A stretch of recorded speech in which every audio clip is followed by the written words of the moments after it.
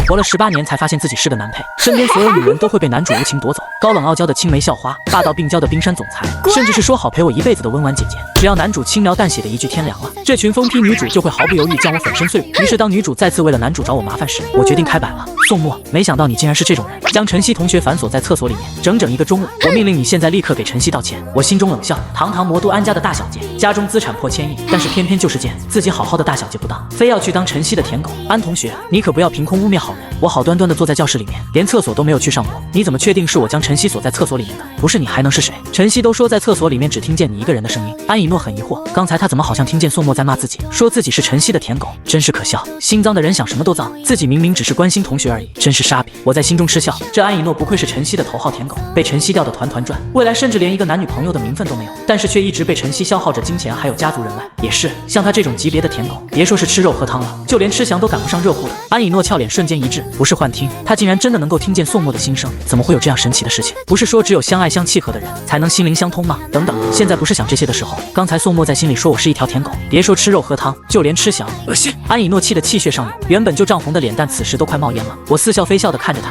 安以诺同学，凡事要讲究证据，你这样在同学们面前污蔑我的话，会对我造成很大的困扰的。虽然说这丫头是魔都安家的大小姐，脑子蠢了一点，但是为人还是不坏的。也正是因为这样，才会被晨曦玩弄于股掌之间，像是变成了其私人圈养的家犬。安以诺又听见可恶的声音，他说自己蠢，这个混蛋，我看你就是一个坏人。安以诺咬牙道，随便你怎么想，我伸了一个懒腰，活着真好啊，没有被车撞的血肉模糊，没有在昏暗的地下室里面被折磨，真好。安以诺表情一呆，茫然的看着我，活着真好是什么意思？宋墨他不是好好的吗？没有被车撞也没人折磨他呀。他面上愤怒的表情渐渐平缓下来，蹙着眉头开始思索起来，今天发生的事情实在是太奇怪了。就在这时，我脑海之中响起一道声音，尊敬的穿越者，您的人生成就系统已到账。我惊愕的睁大眼睛，金手指终于到账了吗？这是要让自己开挂的节奏啊！内心激动，表面平淡的瞥了眼安以诺。安大小姐要是没什么事情的话，我就先回去了，我真的不想和这些蠢女人有任何的牵扯了，惹不起，难道自己还躲不起吗？我现在更想要回到家中，好好研究一下自己的系统，也许能够凭借系统抗衡资本还有权力，最终能够随心所欲的过自己想要的生活。但就目前而言，还是不要和晨曦与他的后宫团扯上任何的关系为好。安以诺连忙张开双手拦住我，不行，你必须要去给晨曦道歉。我翻了个白眼，转头就要绕路走。宋墨，你站住！身后传来安以诺气急败坏的声音，我像是没听见一样，自顾自的往教室外面走去。安以诺面色铁青，他还从来没有被这样无视过。小将脾气一下子上来了，不准走！他冲上前来将我抱住，我感受到一阵柔软，大概是 C。安以诺又听见我的心声，这回他一头雾水，什么 C 不 C 的？安大校花发育的还不错嘛 ，C 在华国人里面不算小的了，何况还是学生，将来生孩子了没准能达到 D。柔软度给个好评，软软弹弹确实不错。安以诺瞬间明白所谓的 C 是什么东西了，无耻！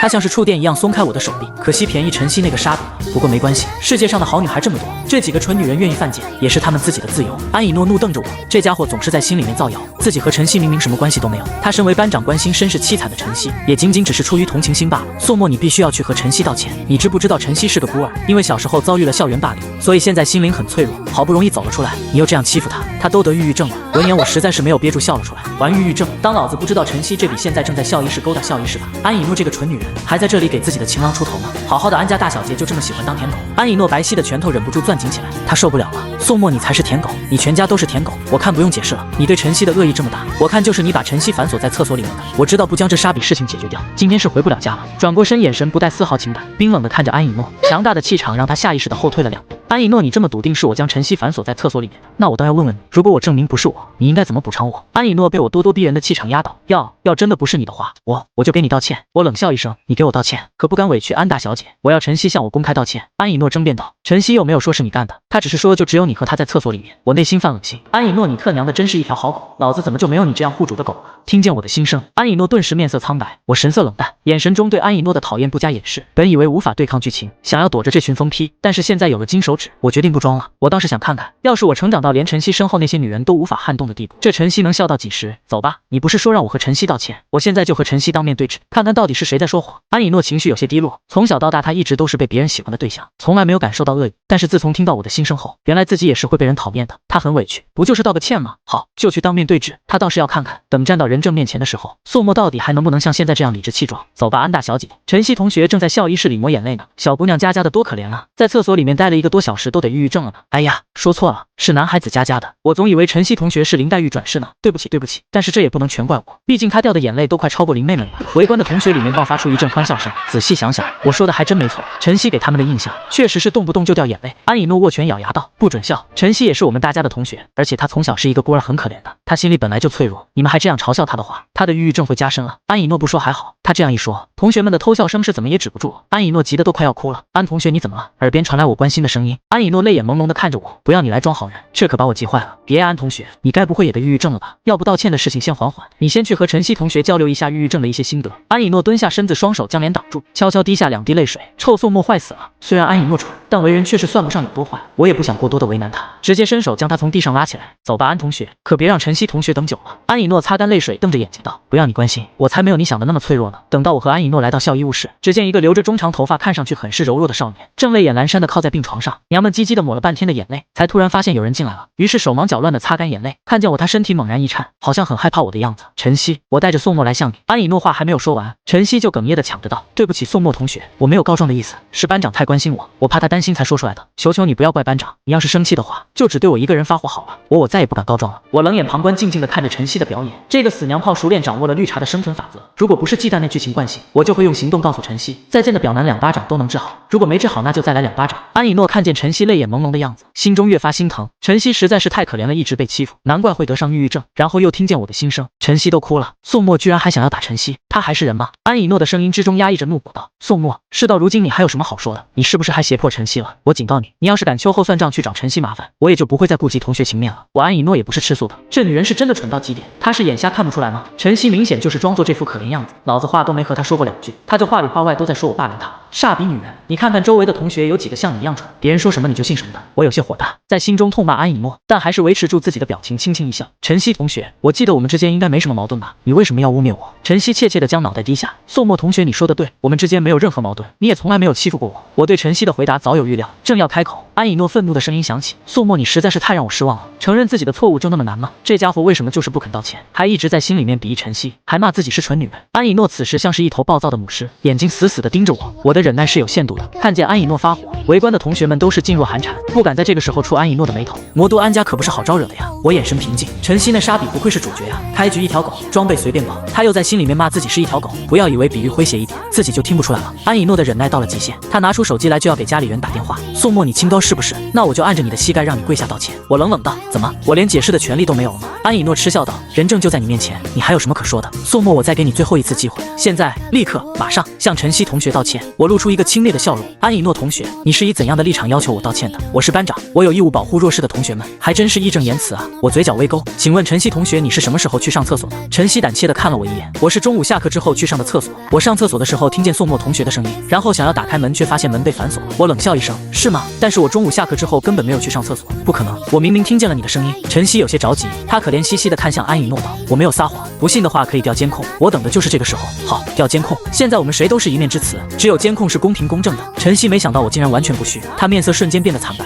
竟然直直地晕倒在病床上。安以诺急坏了，连忙摇晃着晨曦的肩膀，大声喊道：“校医呢？快叫校医过来呀！”2分半后，林医生，晨曦他应该没事吧？安以诺小心翼翼地询问校医，心里面也更加埋怨我，打定主意一定要让家里面给我一个教训。他一直在装晕，能有什么事？我的心声再次响起，安以诺已经见怪不怪了，他已经接受了我对晨曦抱有偏见的事实。校医检查了之后微微摇头，他的身体很健康，最多就是有点低血糖。校医叫做林薇薇，是一个外表相当清纯，身材却是爆炸的女人，也是原著女主之一。晨曦就是这次晕倒和她认识的，从此就总是装病来林薇薇这绞尽脑汁的勾搭。林薇薇有些奇怪的看了我一眼，这人刚才说话了吗？好像是在说这个同学是在装晕，是不是装晕都看不出来？这个林薇薇果然不负我对她的看法，胸大无脑，这些年学到的知识都学到狗身上去了。林薇薇有些生气，说谁胸大无脑呢？想要辨别一个人是不是装晕很简单，出其不意在其眼睛上吹气。真正晕倒的人或者睡着的人是不会有任何反应，而装晕的却会眼睛下意识的闭紧。听说林薇薇还是医学系的硕士研究生，真特娘的扯淡，不会是托了林家的关系才考上的硕士吧？魔都林家同样是魔都的地头蛇家族，比之安家丝毫不逊色，但是林薇薇这小东西偏偏就不喜欢经商，而是喜欢学医，更是低调的在大学里面当了个校医。脑海之中又想起我的心声，林薇薇这会儿盯着我看，确定眼前的这个小帅哥根本连嘴巴都没有张开过，心中顿时觉得神奇无比。但他现在的更多的是气恼，居然说他是靠关系学的硕士，什么意思？自己非要狠狠打他的脸不可。林薇薇神色淡然，装模作样的观察了一下晨曦，眉头轻轻蹙起来，好像是察觉到了什么不对劲。安以诺急坏了，林医生，是晨曦的身体出了什么问题吗？这倒不是。林薇薇沉着脸道，只是什么？安以诺着急道。林薇薇忽然向着晨曦的眼睛吹了一口气，晨曦眼皮下意识的闭紧。果然，这个晨曦竟然真的是在装晕，我感到很意外。林微微什么时候变得这样精明了？不是说林家的大小姐是个学医学傻了的傻白甜吗？林微微心中正得意，忽然听见我说她是傻白甜，不满地瞪了我一眼，随后看向安以诺，你的这个同学出现的问题不小啊。安以诺眼神之中满是担忧，晨曦不会这么惨吧？本来家世就不好，还有很严重的抑郁症，万一再生出什么大病来，这可怎么办啊？安以诺冲我咬牙切齿，宋墨，晨曦要是有什么三长两短，他的下辈子就由你来负责。呵呵，我觉得安家的大小姐真的要去医院里面治脑子了，也不知道林微微会不会治脑子。林微微没好气的悄悄白了我一眼，然后冲晨曦厉声道：“同学，你还要装到什么时候？”突如其来的厉喝让晨曦吓了一大跳，肩膀忍不住一耸。安以诺吃惊的看着林微微，林医生，你吼病人做什么？林微微没理会他，校医务室是给生病的同学看病的地方，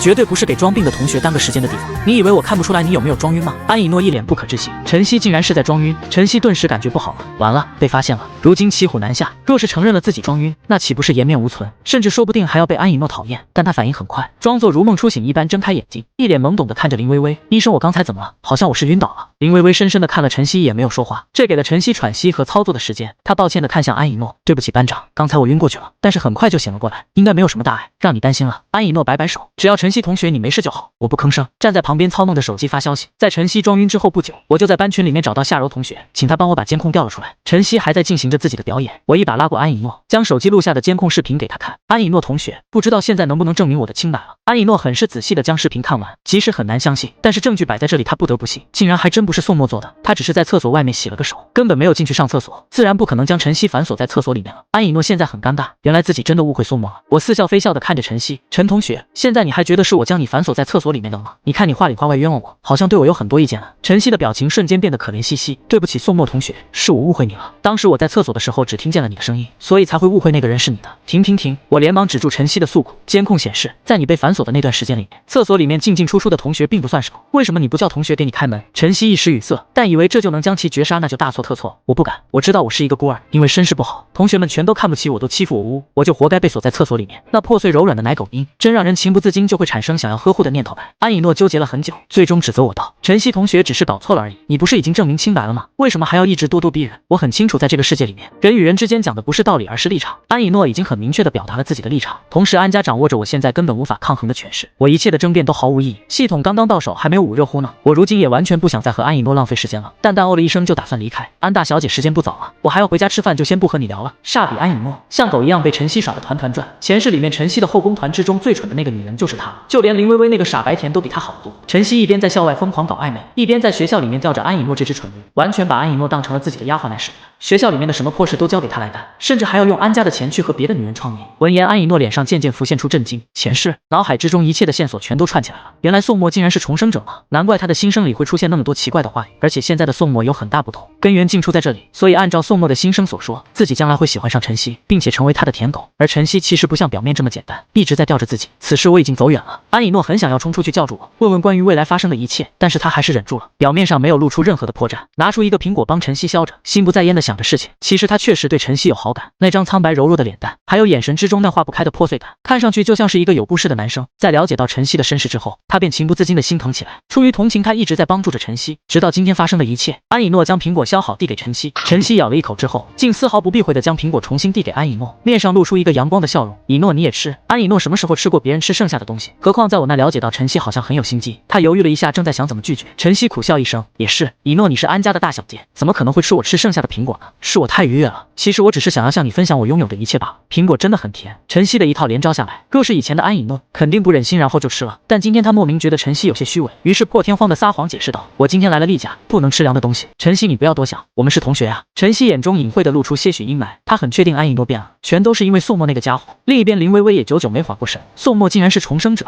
他还能听见宋墨的心声了。林微微眼神中充满着跃跃欲试的色彩，发现了这样大的一个秘密，要是不做一点事情，岂不是暴殄天物？听宋墨的心声说自己还是晨曦的后宫团之一，那个晨曦就是病床上躺着的那个装病的小子吧？看上去好像楚楚可怜的，没想到竟然还是一个海王，自己怎么会成为他的后宫？一定是前世的自己被晨曦的伪装给蒙蔽了，就是不知道前世自己和晨曦发展到了哪一步。呸，管他呢，反正这辈子自己是肯定不会喜欢上晨曦的。这个戴着面具的虚伪的人，他真是片刻也不想看到。安以诺，麻烦你出来一下，林家和安家都是世家，也算是战略上的合作伙伴，因此林微微想要拉安以诺一把。来到病房外面，林微微压低声音道，看在咱们世交的份上，我给你一个忠告，其实你的那个相好不靠谱，刚才他一直直在装病，而且根本没有抑郁症。安以诺连忙否认道：“你误会了，他不是我的男朋友，我和他之间什么关系都没有，仅仅只是同学而已。”林微微奇怪地瞥了一眼安以诺，这话你自己信吗？如果在你心中他只是一个普通的同学，你会为了他和另外一个同学翻脸，还这样照顾他？安以诺无言以对，心中也开始怀疑起来，难道自己做的真的很过火吗？我虽然对女主们的行为感到不解，但此刻我更想赶紧回家研究一下系统。回到自家别墅，我立马朝卧室跑。小莫怎么一回来就往房间里面跑？不吃饭吗？出生的正是我父母收养的孤儿，我的一姐宋婉柔。前世她本来一直都是一个合格的姐姐，直到晨曦盯上她，跑到她所在的大学里面去撩拨。宋婉柔喜欢花花草草，晨曦还专门看了几本书，只为了拥有共同话题，时时刻刻营造着她是一个爱花之人的形象。宋婉柔很快沦陷，并且在没有防备的情况下，被晨曦套出来了宋家的商业机密。这位后来宋家毁于一旦埋下了引线，我不止一次警告她离晨曦远一点，但她却总以为我是极度吃醋。如今听见这道熟悉的温柔女声，我并没有感到亲切，反而生出厌烦。与绞尽脑汁想要搞垮你的外人相比，家里人捅刀子才是真的让人寒心。爸妈就不应该收养这个白眼狼。宋家被那几个女人联合打压的时候，我不是没透露过一切和晨曦有关，她始终不相信我，反而对晨曦的话言听计从，更是泄露了宋家的商业机密。如今看来这女人还真是恶心啊！我占据上风打压晨曦的时候，她哭着来求情，说什么姐弟情分；等到我被那几个女人联合打压的时候，她却作弊上官。算了，以后随便找个由头将她赶出去宋家，眼不见为净。想到这，我冷淡瞥了她一眼，你自己去吃吧，今天我在学校吃过了。听着冰冷的房门上锁的声音，宋婉柔怔怔地立在原地，心神遭到猛烈的撞击。为什么自己好像能听见弟弟的心声？弟弟心里面竟然这样讨厌我吗？觉得我是一个白眼狼，说我很恶心，还要将我赶出去宋家。宋婉柔只觉得浑身冰凉，心中没由来生出一种怨气。这么多年的感情为什么全都是虚假？她不想被赶走，她从小就在宋家生活，宋父宋母对她都很好，我也是她看着长大的。想了一会，她才想起来我心声里面不对劲的地方，那就是她根本不认识一个叫做晨曦的人啊。宋家也没有覆灭，我也没有被欺负。宋婉柔逐渐梳理出来了一个惊人的真相。重生，如果真是这样的话，那有可能真的是自己对不起小莫，甚至还对不起宋家。宋婉柔感到很难受，不行，我一定要查清楚到底是怎么一回事。此时我在卧室打开系统面板，人生成就系统能够让我拥有超凡的学习能力，通过看书实践或者别人的教导，我都能够获得熟练度。简单来说，就没有我学不会的东西。我心里激动，有了系统的加持，我一定能对抗剧情，改变命运。当即随手拿起一本钢琴谱尝试起来，果然随意翻阅了一阵，就传来一道机械电子声：你翻阅钢琴书籍，学习钢琴技巧，熟练度+1。我暗暗高兴，继续阅读。2个半小时后，已经达到钢琴精通，熟练度竟然整整翻了10倍。我的内心也感受到一种前所未有的情感，那是艺术宣泄的前兆。立马来到2楼的琴房，修长手指放在琴键，脑海中浮现出前世的悲惨经历，压抑着的情绪好像是一座沉寂多年火山口，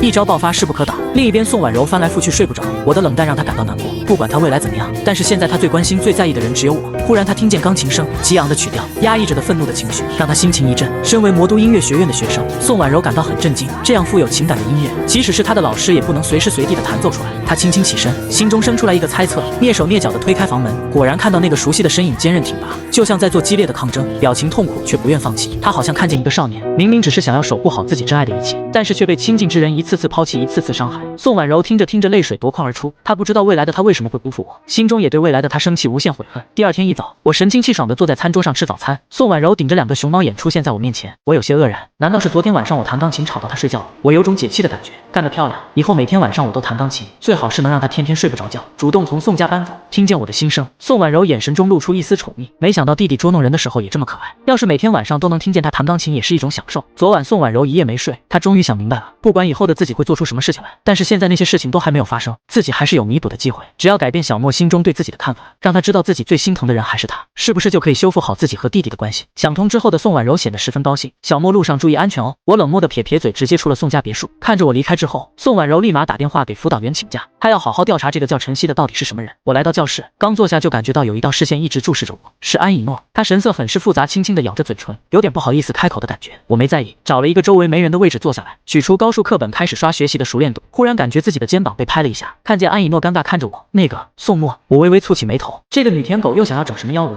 安以诺原本是想要道歉的，可是听见我的心声他又怒了，什么女舔狗？宋墨这家伙真讨厌，表面上装的文质彬彬，内心却总是在骂人，根本就是一个虚伪的家伙。他忍着怒气咬牙道，宋墨，昨天是我误会你了。我轻飘飘的哦了一声算作回应，这女人怎么还不走，非要我开口赶人吗？真不想和这个女舔狗扯上一点关系啊，她能不能有点眼力啊？安以诺刷的小脸通红，拳头死死的攥紧，这个混蛋，好，我偏偏就不走，看你能把我怎么办？他语气中带着怒气，之前我说了，要是我误会你的话，就和你道歉。所以对不起。呵呵，没关系，我随便回了一句，便重新汇聚在高树书上面。原来是来道歉的呀，我还以为又被晨曦撺掇来找我麻烦呢。安以诺惊呆了，平时不见你小子这么喜欢看书啊，他好歹也是魔都大学经管院校花，何曾被人这样轻视鄙夷过？他的小将脾气又上来了，一屁股坐在我旁边的座位上，臭着张脸也翻开书本看起来。但是高树书上的字他个个都认识，组合在一起后就变成了他看不懂的东西。安以诺眼花缭乱，再看我眼神清澈专注，竟然很快就翻完了一页，不到2分半已经翻完了前面2个章节。哼，装什么？没见过像是你这样看书的，绝对是在装模作样。闻言我这才从数学的世界里回过神来，不是，这女人怎么还待在这？安以诺怒了，什么叫做这女人竟然还待在这？感情你压根就没在意过我的存在，那我刚才装模作样的看书，岂不是表演给了空气，还白白损耗了那么多的脑细胞？我很想骂人。安以诺同学，我知道你是安家大小姐，也知道你学习不学习都没关系，但你能不能让想要学习的人有一个好的学习环境？心里却在想，他坐在我的旁边干什么？别又要为舔他的晨曦和我作对。安以诺气得胸口一阵起伏，还说我，你自己有好好听课吗？你在这边一个劲的翻书，真的看一遍就懂了？有本事老师黑板上布置的题你写一下。我无所谓的耸了耸肩，其实我没看懂就随便翻翻，你别在意，内心却满是厌烦。等下课的时候换个位置吧。安以诺肺都要炸了。碰巧这时候高树老师正在问同学们有谁会做这道题，来讲讲思路。安以诺唰的一下举手，高树老师有些惊讶，安以诺同学你会？我不会，但是宋墨他会，那就请宋墨同学上来回答一下吧。我将课本放下，瞥了安以诺一眼，我就说这女舔狗不安好心。安以诺表面不动声色，心里却暗暗得意，我倒是看你待会出丑的时候怎么办。然而我从容的走上讲台，随意拿起粉笔3、5下就写完了。高树老师惊讶的看着我，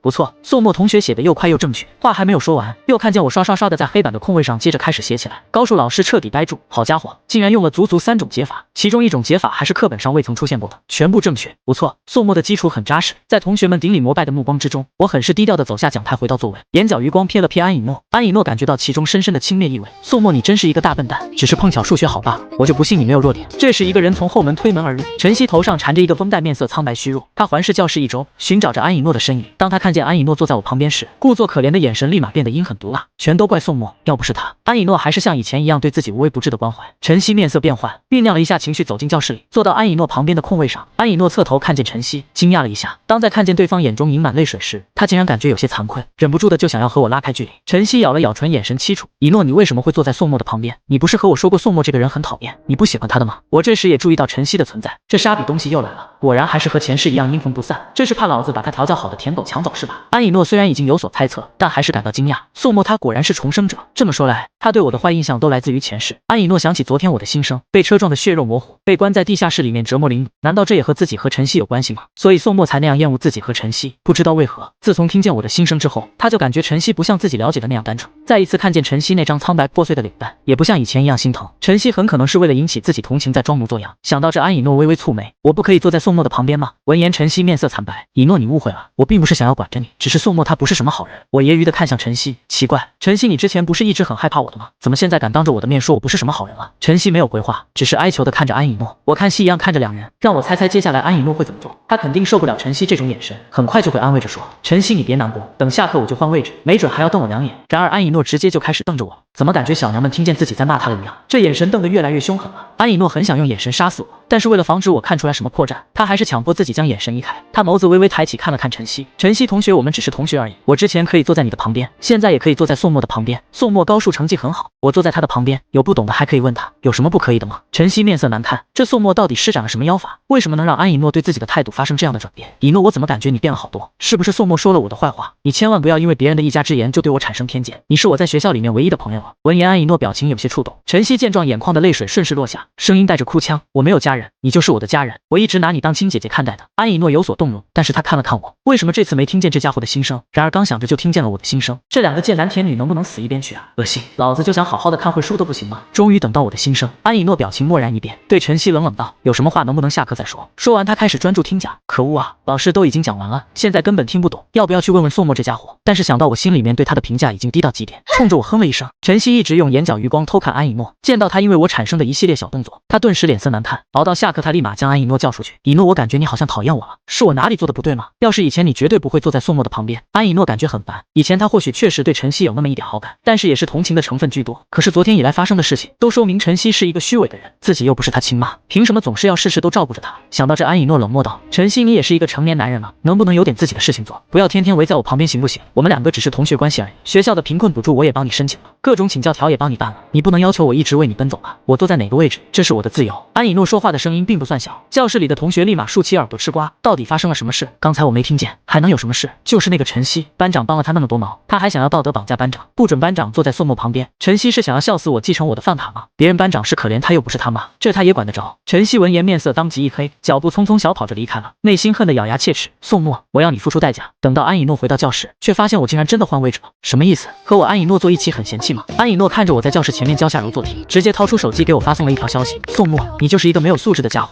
天天喜欢在心里面骂人的王八蛋。想了想又删掉重新编辑。宋墨，中午的时候能一起出去吃个饭吗？对我之前误会你的行为，我想要弥补一下。安以诺发送完就一直盯着我，我将手机掏出来看了看又揣回兜里。安以诺气得头上冒烟，已读不回。呵呵，宋墨你真有本事。他在心底默默地记下这笔仇，你等着，下次你要是主动给我发消息，我就先已读不回2个小时急死你。我平静地学习了一上午，熟练度长的舒坦，背起书包迈着六亲不认的步伐愉快放学。安以诺连忙挡在我身前生气道：宋墨，你明明看见了我的信息。我微微瞥了一眼安以诺，怎么这个女人和晨曦闹掰了？不是晨曦的死忠舔狗吗？前世我将晨曦和其他女人的暧昧关系告诉安以诺，但她不仅没有相信，反而说我心思肮脏，难道她最近长脑子了？安以诺气得脸色通红，真想脱下自己的皮鞋，用穿了一天的白丝小脚狠狠地踩在宋墨的脸上。你别误会我和晨曦之间的关系，我和她一直都只是同学，而且经过上次的误会之后，我以后都不会帮她了。哦，那真是太好了。我不紧无波，微微绕了绕就想要走出教室，安以诺白嫩的小手竟直接抓住我手腕。我刚才都说了，为了表示歉意，我要请你吃饭，你必须去。我皱了皱眉，有病。本来以为很轻松就能挣脱他，但是没想到安以诺手腕力量大得惊人。安以诺得意的笑笑，他可是从小就学习跆拳道，现在已经是黑带的水准哦。我无语了，看来还是需要学习一点格斗啊。直接被他拉着来到一家高档的中餐厅，当然是安以诺根据我的心声选择的。他忽然醒悟过来，想要拿捏我，根本就是一件很轻松的事情嘛。自己能够听见宋墨的心声，掌握他的真实想法，了解他的各种喜好，岂不是轻而易举？我安以诺只需要略微出手，就能迷得宋墨找不着北。安大小姐，你到底想要整什么名堂？我实在是没时间也没兴趣和你明争暗斗，你要是对我有什么不满，直接说，我改还不行吗？安以诺夹了一块排骨给我，你就吃吧，吃饭都堵不住你的嘴吗？我犹豫了一下，安以诺以为我是不好意思，结果听见心声差点没气个半死。这安以诺安的什么心，居然给我夹排骨？难道是想要下毒害死我？这个混蛋，真想把走了一天路的白丝汗脚直接塞进他嘴里，敢吐出来就抽他丫的！安以诺夹起排骨强行往我嘴里塞，我有些慌张，完了，我打不过这个女人怎么办？不会刚重生就要重开了吧？安以诺顿时泄气了，很失落的看了我一眼。宋墨，在你心里我真的是那种很坏的女人吗？我愣住了，这大小姐吃错药了。安大小姐，虽然你昨天误会我了，但你不是已经道歉了吗？还请我吃饭，你人还蛮好的。安以诺轻轻叹了口气，算了，我也不强求你了，你走吧。闻言我狐疑的看着安以诺，他又在想什么幺蛾子？见他没有说话，我随即干脆利落的起身离开。宋墨，安以诺喊住我，认真道，我一定会改变你心中对我的刻板印象。我潸然一笑，不置可否，快步离开。回到家，宋婉柔已经嘱咐保姆阿姨做好了饭菜，像是正等着我回来吃饭一样。我微微皱眉，神色淡漠的坐过去。宋婉柔微笑着给我夹了一块牛排，小莫你尝尝这个，别给我夹菜，我自己有手。看着我这样疏离冷淡，宋婉柔即使早就做好了心理准备，但还是难免心情低落。我怎么感觉你好像在生我的气？是姐姐什么地方做的不对吗？我笑了，我只记得爸妈只有我一个独生子，可不知道我竟然还有一个姐姐。闻言，宋婉柔面色苍白，眼眶湿润。小莫你不要这样说话，